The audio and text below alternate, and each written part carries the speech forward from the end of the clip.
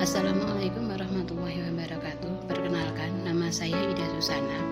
Saya adalah orang tua dari Edelweiss Damara Araminta, kelas 9D. Saya akan sedikit memberikan tentang testimoni saya kepada peran serta Ibu Ulfa selaku konselor SMP Negeri 1 Wonosobo terhadap saya dan anak saya.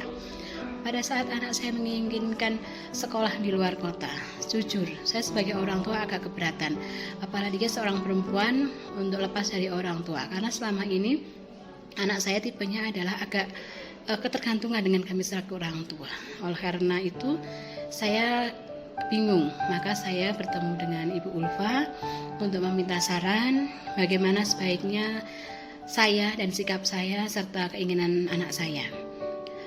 Setelah saya mengunjungi Bu Ulfa, kemudian saya diberi beberapa saran dan pengarahan sebaiknya saya harus bagaimana selaku orang tua untuk memberikan motivasi kepada anak saya sehingga anak saya bisa meraih apa yang dia inginkan. Kemudian dengan dari saran-saran Bu Ulfa itu saya dampingi anak saya dan juga tidak lupa Bu Ulfa juga memberikan motivasi yang kuat terhadap keinginan anak saya. Memberikan pengarahan, memberikan bimbingan sehingga anak saya mantap untuk melaksanakan apa yang dia inginkan. Begitu juga kami sebagai orang tua kemudian yakin akhirnya alhamdulillah sekarang anak saya sudah bisa diterima di sekolah yang dia inginkan. Terima kasih Bu Ulfa atas saran-saran dan bimbingannya sehingga membawa anak saya menuju satu langkah meraih keinginan dia. Semoga apa yang dia inginkan akan menjadi sebuah kebaikan. Terima kasih Bu Ulfa, konselor SMP Negeri 1 Wonosobo. Wassalamualaikum warahmatullahi wabarakatuh. Nama saya Muhammad Fulwani. Saya sudah baca beberapa buku, cerpen, beberapa kumpulan puisi juga yang judulnya Cinta Dalam Diam, Saat Saya Patah, terus buku catatan konseling juga. Menurut saya sangat bagus, inspiratif, dan bisa menjadi pembelajaran bagi teman-teman guru yang lain atau guru BK yang bimbingan konseling, karena di situ sangat ragam, variatif dari beberapa pengalaman, terus berkembang, terus berkarya, maju. Assalamualaikum warahmatullahi wabarakatuh. Selamat beraktivitas semuanya. Perkenalkan, saya Zahra Ramadhani dari kelas 9D. Kali ini saya akan menjelaskan tentang layanan klasikal yang telah dilakukan oleh Bu Ulfa selama mengajar di kelas. Bu Ulfa selalu memberi materi yang memiliki hubungan erat dengan kehidupan siswa atau konseli sehingga siswa dapat lebih paham dan dapat mengaplikasikan materi tersebut di kehidupan sehari-harinya dengan baik. Beberapa materi yang telah disampaikan oleh Bu Ulfa seperti manfaat liburan, yuk menjadi pendengar yang baik, 5 tanda kamu berteman dengan toxic friend, dan selesaikan apa yang telah kamu mulai.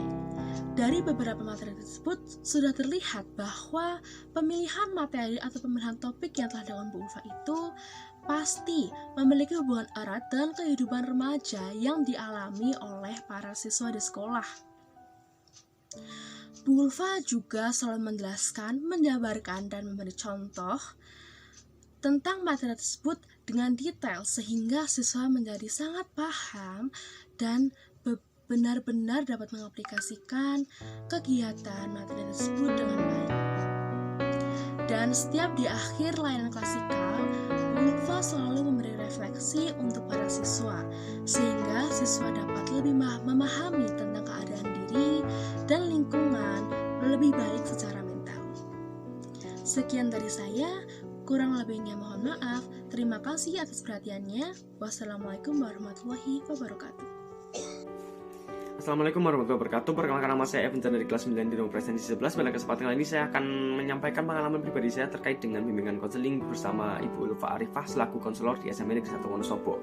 Bimbingan konseling adalah proses pemberian bantuan yang dilakukan melalui wawancara konseling secara face to face oleh seorang ahli disebut konselor kepada individu yang mengalami suatu masalah disebut dengan konseli, yang bermuara pada teratasinya masalah yang dihadapi konseli serta dapat memanfaatkan berbagai potensi yang dimiliki serta sarana yang ada, sehingga individu atau kelompok individu itu dapat memahami dirinya sendiri untuk mencapai perkembangan yang optimal, mandiri, serta dapat merencanakan masa depan lebih baik. Penyelenggaraan BK di sekolah-sekolah tentunya memiliki tujuan yang sama, yaitu sebagai fasilitas dalam membantu mengembangkan potensi anak didik dalam aspek perkembangannya, baik itu aspek fisik, intelektual, emosi, sosial, serta moral spiritual. Fungsi konseling diantaranya adalah pemahaman, pencegahan, pengentasan, pemeliharaan, dan pengembangan, serta advokasi.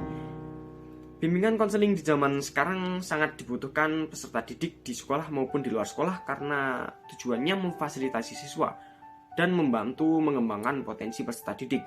Yang dapat saya rasakan ketika mendapatkan bimbingan konseling itu sangat membantu diri saya sendiri dalam mengatasi masalah pribadi, dan terlebih bisa membantu saya dalam menemukan bakat, minat, serta bisa membantu dalam menyelesaikan persoalan tidak hanya persoalan di dalam sekolah tetapi juga di luar sekolah.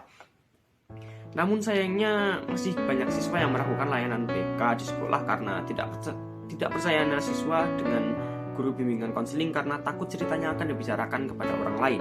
Persepsi yang sudah melekat dalam pikiran siswa ini menjadi faktor utama kurangnya minat siswa dalam menjalani layanan bimbingan konseling. Padahal apabila kita berani dan menepis pikiran tersebut, kita jadi lebih mudah menemui sebuah solusi dari masalah yang kita ceritakan tersebut. Layanan BK memang memiliki peran yang sangat penting untuk murid dalam menyelesaikan masalah, karena jika tidak ada layanan BK, siswa akan terjebak dalam masalah dan kesulitan untuk mencari jalan keluar dari masalah tersebut. Dan selain itu, BK bukanlah suatu hal yang harus ditakuti oleh siswa karena tugas BK adalah membantu masalah siswa, bukan menakut-takuti siswa. Sekian pengalaman pribadi saya terkait dengan bimbingan konseling. Terima kasih. Wassalamualaikum warahmatullahi wabarakatuh.